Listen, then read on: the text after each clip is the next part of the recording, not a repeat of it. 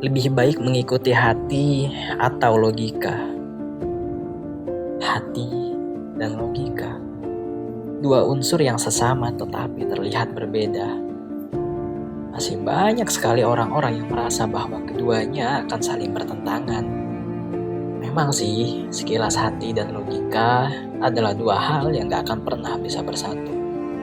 Apalagi ketika kita melihatnya secara detail, di mana hati dan pikiran selalu memiliki cara pikirnya tersendiri. Terkadang pun hati dan pikiran akan sangat bertolak belakang, sehingga kita nggak tahu harus memilih yang mana. Rasa takut dan keraguan pasti pernah dialami oleh setiap orang, terutama ketika hati dan logika saling unjuk diri. Pada keadaan tertentu juga, bahkan kita nggak bisa menguasai keduanya. Seringkali hati yang terlalu unjuk diri, seringkali logika juga yang terlalu unjuk diri.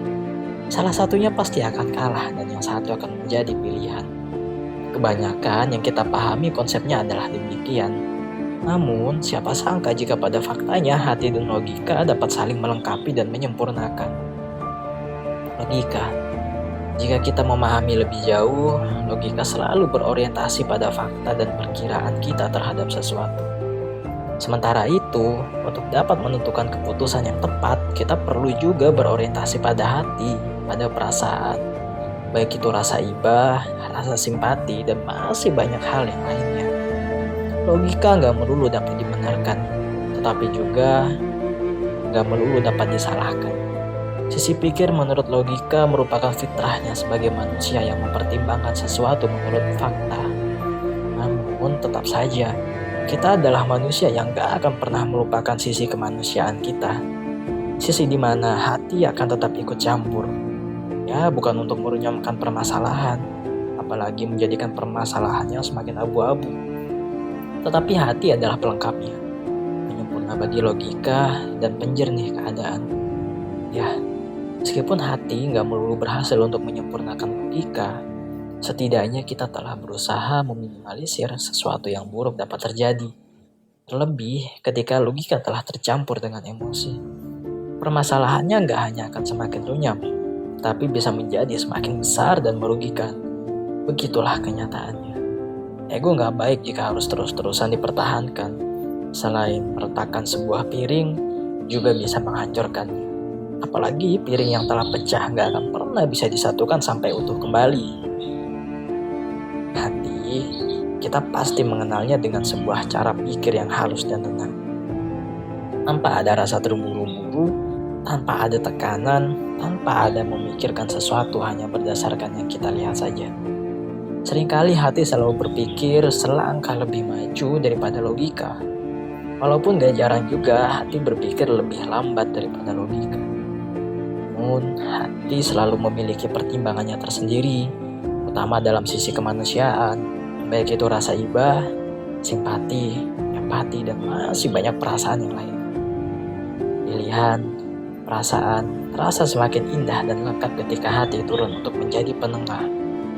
Di fase lain, sisi kemanusiaan sering ditekan oleh perkembangan zaman, tetapi hati datang sebagai pengingatnya. Memang, sudah bukan menjadi rahasia bahwa hati mampu melawan kerasnya perkembangan, di mana arah sudah tak menentu dan kemanusiaan tidak ditegakkan. Kini, untuk menghadapi sesuatu kita bukan hanya perlu salah satu dari beberapa sifat hati, melainkan semuanya. Karena untuk menaklukkan kehidupan yang keras ini diperlukan usaha serta tekad yang sama kerasnya, sehingga sebesar-besarnya permasalahan itu akan semakin mudah untuk diatasi. Sekalipun memang logika sering menjadikan seseorang sampai rela berbuat apapun demi egonya terwujudkan. Bahkan, tak jarang dari mereka mengatasnamakan egonya dengan nama hati, dengan nama cinta. Padahal sebaliknya, keegoisan seseorang mungkin dapat mempengaruhi logika sehingga dapat berpikir yang salah. Tetapi keegoisan tidak akan pernah bisa mempengaruhi hati yang dengan ketulusannya mempertahankan sisi kemanusiaan. Oleh karena itu, jangan pernah menjadikan keegoisan sebagai dasar dalam berpikir, apalagi membiarkan ego menguasai diri.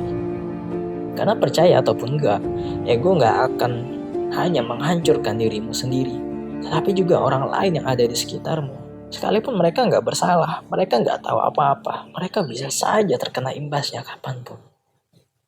Kini, kita bisa menarik kesimpulan bahwa sebenarnya hati dan logika bukanlah hal yang berbeda. Sebenarnya tujuannya sama, hanya saja caranya cenderung berbeda, dan keduanya saling memiliki kekurangan serta kelebihan. Memang gak banyak orang yang menyadari bahwa sebenarnya logika dan hati dapat saling melengkapi satu sama lain. Terlebih jika salah satu saja tak cukup untuk dapat menghasilkan keputusan yang sempurna. Meskipun hati dan logika jika disatukan pun belum tentu dapat sempurna. Namun setidaknya perlahan keduanya akan menciptakan hal-hal baik dan positif di dalam diri. Setelahnya, keegoisan pun perlahan akan menghilang. Ya, keegoisan yang selalu memaksa untuk dituruti keinginannya. Apalagi, keegoisan terlalu memaksa untuk tetap pada zona nyamannya, tanpa harus melangkah dan membuka lebar-lebar pandangan ke depan. Sejatinya perubahan ke arah yang positif itu diperlukan oleh seseorang untuk meningkatkan kualitas dan kuantitas dirinya. Namun, tak jarang semua itu terhambat karena ego memaksa kita untuk tidak melangkah ke arah lain, yang mana kita nggak tahu apakah itu baik ataupun enggak. Padahal, seseorang nggak akan pernah bisa menetap di dalam zonanya saja. Kehidupan juga akan selalu berorientasi ke masa depan, dan perlahan meninggalkan masa lalu serta masa sekarang yang jelas-jelas nantinya akan terus berganti seiring bergulirnya waktu. Resiko ada juga bukan untuk ditakuti, karena sebenarnya resiko itu ada dimanapun kita berada. Gak melulu di satu kondisi atau posisi, tapi resiko adalah teman hidup. Sejauh apapun kita menghindarinya, maka ia akan tetap ada mengikuti. Apalagi jika ingin pencapaianmu semakin tinggi, maka kamu harus lebih siap untuk menghadapi resiko-resikonya dengan cara menjadikan hati dan logika sebagai acuan serta menghindari diri dari keegoisan.